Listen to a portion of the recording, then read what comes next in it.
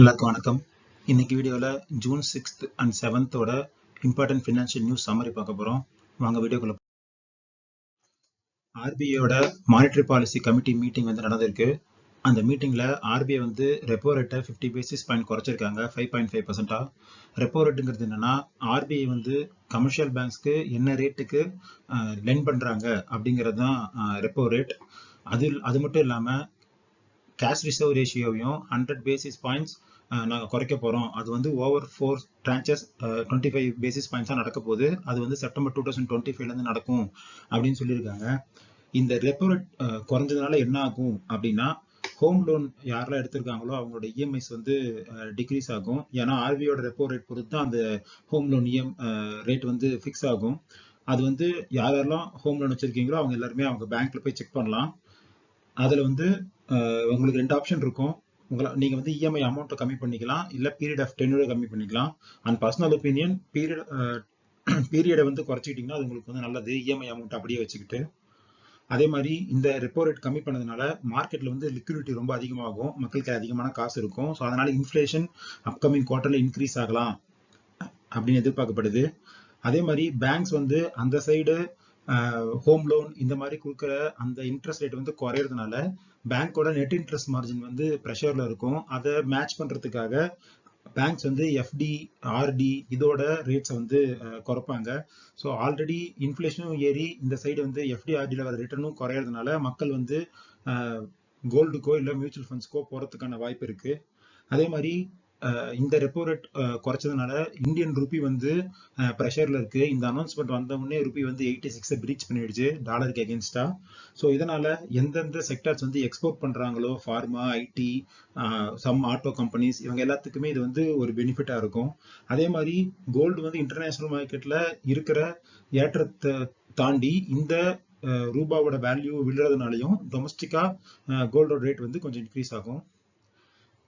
இந்த RBI rate RBI வந்து அந்த ரெப்போ ரேட்டை குறைச்சது மட்டும் இல்லாமல் அவங்க என்ன சொல்லியிருக்காங்கன்னா, அவங்களோட ஸ்டான்ஸை வந்து நியூட்ரலாக மாற்றிருக்காங்க. இதுக்கு முன்னாடி அகாமடேட்டிவாக இருந்தாங்க. அவங்க என்ன சொல்லியிருக்காங்கன்னா, ஆல்ரெடி இப்போ நாங்கள் வந்து 0.5 குறைச்சிட்டோம்.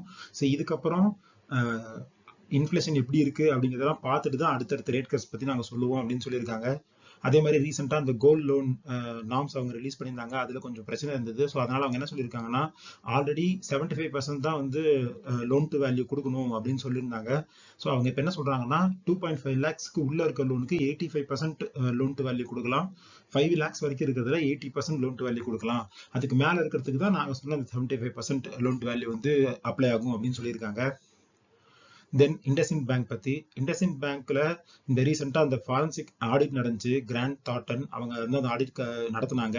So national financial report authority என்ன சொல்றாங்கன்னா, அவங்க வந்து அந்த ரிப்போர்ட்டை வந்து வாங்கி இதுக்கப்புறம் ஏதாவது இன்னும் இஷ்யூஸ் இருக்கா அப்படிங்கிறத செக் பண்ண போறோம் அப்படின்னு சொல்லியிருக்காங்க. இண்டஸ்இண்ட் பேங்கோட போர்டு வந்து ஜூன் 30 வந்து அவங்களுக்கு ஒரு டெட்லைன் இருக்கு. புது சிஇஓ நேம்ஸை வந்து ஆர்பிஐக்கு அவங்க வந்து சொல்லணும், எதெல்லாம் வந்து அவங்களோட சாய்ஸ்ன்னு சொல்லி. ஸோ அதனால அதுக்கு அவங்க மீட் பண்ணி டிஸ்கஸ் பண்ண போறாங்க. ஃப்ளிப்கார்ட் வந்து என்பிஎஃப்சி லைசன்ஸ்க்கு அப்ளை பண்ணியிருந்தாங்க. அந்த என்பிஎஃப்சி லைசன்ஸ் வந்து அவங்களுக்கு கிடைச்சிருச்சு. ஸோ அதனால அவங்க வந்து இனிமேல் டைரக்டா பையர்ஸ்க்கு, செல்லர்ஸ்க்கு எல்லாருக்குமே அவங்க கடன் கொடுக்கலாம். இதுக்கு முன்னாடி அவங்க வெப்சைட்ஸ்ல பேங்க்ஸ் அண்ட் என்பிஎஃப்சிஸ் கூட அவங்க டைப் வச்சுக்கிட்டு தான் லோன் கொடுத்துட்டு இருந்தாங்க. ஸோ இதுக்கப்புறம் அவங்க கிட்ட ஒரு ஃபின்டெக் ஆப் இருக்கு, சூப்பர் மணின்னு.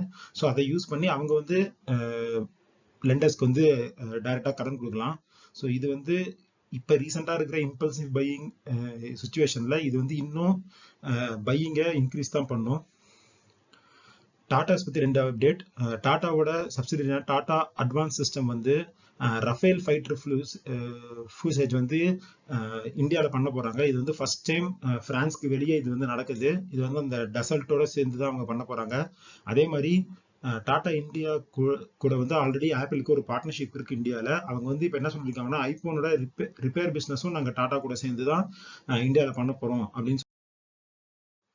அதே மாதிரி ஐஸ்லாண்டில் இருக்கிற ஒரு பயோடெக் கம்பெனியான ஆல்வோடெக்கும் டாக்டர் ரெட்டியும் வந்து ஒரு கேன்சர் ட்ரீட்மெண்ட்டுக்கு வந்து ஒரு பயோசிமிலர் வந்து 2 பேரும் சேர்ந்து வந்து ரெடி பண்ண போறாங்க. அந்த பயோசிமிலரோட பேர் வந்து கீட்டுடா. ஸோ இது வந்து ஒரு வெரைட்டி ஆஃப் கேன்சர் ட்ரீட்மெண்ட்ல இந்த பயோசிமிலர் வந்து யூஸ் ஆகும். அதே மாதிரி ரீசெண்டா நம்ம ஒரு 2 வீக்ஸாவே பார்த்துட்டு இருக்கோம். அந்த சைனால இருந்து ரேர் மேக்னெட்ஸ் வந்து கிடைக்கல. ஸோ இப்போ அதோட டீடைல்ஸ் வந்திருக்கு. என்னன்னா லாஸ்டா ஏப்ரல் 4th தான் சைனால இருந்து அந்த ரேர் மேக்னெட்ஸ் வந்து இந்தியாவுக்கு கடைசியா வந்தது. அதுக்கப்புறம் 35 கம்பெனிஸ் வந்து இம்போர்ட் லைசன்ஸ்க்கு சைனாட்ட கேட்டிருக்காங்க. அவங்க வந்து அதுக்கு என்ன எந்த பதிலும் சொல்ல, எந்த எக்ஸ்போர்ட்டும் அங்க இருந்து பண்ணல. ஸோ இதன் காரணமா சுசுகி வந்து என்ன சொல்லியிருக்காங்கன்னா அவங்களோட ஷிஃப்ட் ப்ரொடக்ஷனை வந்து ஸ்டாப் பண்ணி வைக்கிறேன் அப்படின்னு சொல்லியிருக்காங்க. ஸோ இந்த சுச்சுவேஷன் காரணமா எல்லா ஆட்டோமொபைல் கம்பெனிஸும் 2 பிளான் வச்சிருக்காங்க. ஒன்னு என்னன்னா இந்த மேக்னெட் தான் எக்ஸ்போர்ட் பண்றதுக்கு தடை இருக்கிறதுனால இங்கிருந்து அந்த சப் அசம்பிளி மோட்டார் சப் அசம்பிளியை சைனாக்கு எக்ஸ்போர்ட் பண்ணிட்டு அங்க அந்த மேக்னெட்டை அசம்பிள் பண்ணி திரும்ப அங்க இருந்து இம்போர்ட் பண்றதா. பட் ஆனா இது வந்து காஸ்ட் எஃபெக்டிவா இல்ல. ஸோ இன்னொரு சைடு வந்து எல்லா பெரிய ஆட்டோமொபைல் மேனுஃபேக்சரர்ஸான மகேந்திரா, ஹூண்டாய், டாடா இவங்க எல்லாருமே கவர்மெண்ட் அஃபீஷியலோட சேர்ந்து சைனால இருக்கிற அஃபீஷியல்ஸ் கூட டிஸ்கஷனும் நடத்திட்டு இருக்காங்க. ஸோ 2 சைடும் இந்த சுச்சுவேஷனை ஹேண்டில் பண்றதுக்கான ப்ராசஸ் வந்து போயிட்டு இருக்கு. அப்புறம் பஜாஜ் ஃபின்சர்வ்ல 2 ப்ரமோட்டர்ஸ் வந்து அவங்க கிட்ட இருந்த 1.94% ஷேர்ஸை வந்து வித்திருக்காங்க 5828 கோடிக்கு. ஷேர் பிரைஸா பாத்தீங்கன்னா 1880 ரூபாய் பிரைஸ்ல வித்திருக்காங்க. இது வந்து 3.3% டிஸ்கவுண்ட்ல வித்திருக்காங்க. நம்ம ரீசன்ட் வீடியோஸ்ல பார்த்தது தான். ப்ரமோட்டர்ஸ் பெரிய பெரிய கம்பெனியோட ப்ரமோட்டர்ஸ் வந்து அவங்க ஷேர்ஸ் வந்து வித்துக்கிட்டே இருக்காங்க. இதுக்கு முக்கியமான காரணம் ஏர்னிங்ஸ் இல்ல. Q4 ஃபுல்லாவே பாத்தீங்கன்னா எல்லா கம்பெனியோட ஏர்னிங்ஸும் வந்து குறைஞ்சிருக்கு. பட் ஆனா வேல்யூவேஷன் மார்க்கெட்ல ஹையா இருக்கு. ஸோ ப்ரமோட்டர்ஸ் இந்த ஆப்பர்ச்சுனிட்டி யூஸ் பண்ணி ஷேர்ஸை வந்து ஆஃப்லோட் பண்ணிட்டே இருக்காங்க. அப்புறம் கோல்டு ETF லாஸ்ட் டிசம்பர்ல இருந்து கோல்டு ETF வந்து உலகம் ஃபுல்லா வாங்கிட்டே தான் இருந்தாங்க. பட் ஆனா இந்த மேல ரீசெண்டா அந்த பிரைஸ் டிராப் இருந்ததுனால நிறைய பேர் வந்து வித்திருக்காங்க. ஸோ அதனால ஃபர்ஸ்ட் டைம் அவுட்ஃப்ளோ ஆயிருக்கு. அதாவது மே மாசத்துல கோல்டு ETF வாங்கினவங்களை விட வித்தவங்க வந்து அதிகமா இருக்காங்க. அப்புறம் அக்ராஸ் குளோப் வந்து ஜாப் கட்ஸ் நிறைய நடக்குது. ப்ராக்டர் கேம்பிள் வந்து 7000 ஆஃபீஸ் ஜாப்ஸை வந்து நெக்ஸ்ட் 2 இயர்ஸ்ல நாங்கள் கட் பண்ண போறோம் அப்படின்னு சொல்லியிருக்காங்க. அதே மாதிரி சிட்டி குரூப் வந்து அவங்களோட டெக்னாலஜி எம்ப்ளாயி ஒர்க் ஃபோர்ஸ்ல வந்து சைனால இருக்கிற அந்த செக்மெண்ட்ல ஒரு 3500 பேர்த்த வந்து நாங்கள் வந்து வேலை விட்டு தூக்க போறோம் அப்படின்னு சொல்லியிருக்காங்க.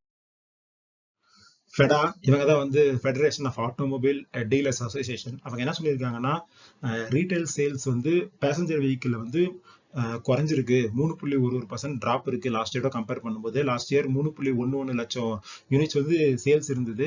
இந்த வருஷம் வந்து 3.02 லேக்ஸ் தான் இருக்கு அப்படின்னு சொல்லியிருக்காங்க. பட் ஆனால் ஓவராலா ஆட்டோமொபைல் செக்டர்ல பார்த்தீங்கன்னா 5% இன்க்ரீஸ் தான் இருக்கு. அதுக்கு முக்கியமான காரணம் வந்து 2 வீலர் செக்மெண்ட்ல இயர் ஆன் இயர் வந்து நல்ல growth இருக்கு. 7.31% வந்து இன்க்ரீஸ் ஆயிருக்கு. பட் பேசஞ்சர் வெஹிக்கிள் தான் வந்து 3.11% வந்து டிக்ரீஸ் ஆயிருக்கு. அதே மாதிரி கன்ஸ்ட்ரக்ஷன் எக்யூப்மெண்ட் சேல்ஸ்லயும் வந்து டிக்ரீஸ் தான் இருக்கு. ஸோ இந்த வீக் வந்து மார்க்கெட்ஸ் வந்து பாசிட்டிவா எண்ட் ஆயிருக்கு. அதுக்கு முக்கியமான காரணம் நம்ம முன்னே பார்த்த மாதிரி அந்த ரெப்போ ரேட் வந்து RBI கட் பண்ணதுனால மணி ஃப்ளோ அதிகமா இருக்கும் அப்படிங்கிறதுனால கன்சப்ஷன் நிறைய இருக்கும் அப்படிங்கிற பேசிஸ்ல மார்க்கெட் வந்து ஹையா இருக்கு. நிஃப்டி வந்து 1.02% ஹையா 25,000 பிரீச் பண்ணி க்ளோஸ் ஆயிருக்கு. சென்செக்ஸ் வந்து 0.92% இன்க்ரீஸ் ஆகி 82,158 பாயிண்ட்ல க்ளோஸ் ஆயிருக்கு. கோல்டு வந்து இறங்கிருக்கு. ஒரு கிராமுக்கு 150 ரூபா குறைஞ்சு 8,980 ரூபாயா இருக்கு 22 கேரட். இது வந்து இப்ப நம்ம கன்சிடர் பண்றதுக்கான நல்ல சான்ஸ் தான். பர்சனலாவும் நான் கன்சிடர் பண்றேன். நான் முன்னே சொன்ன மாதிரி கோல்டு பீஸா நம்ம வந்து 1-2 கன்சிடர் பண்ணலாம். அப்புறம் ஒரு சின்ன டிஸ்க்ளைமர், இந்த வீடியோல டிஸ்கஸ் பண்றது எல்லாமே ஒரு இன்ஃபர்மேஷன் பர்பஸ்க்கு தான். நீங்க இன்வெஸ்ட் பண்றதுக்கு முன்னாடி பர்சனலா ரிசர்ச் பண்ணுங்க. இல்லைன்னா ஒரு செபி ரிசர்ச் அட்வைசர்ட்ட கன்சல்ட் பண்ணிக்கோங்க. இந்த வீடியோ பார்த்ததுக்கு ரொம்ப நன்றி.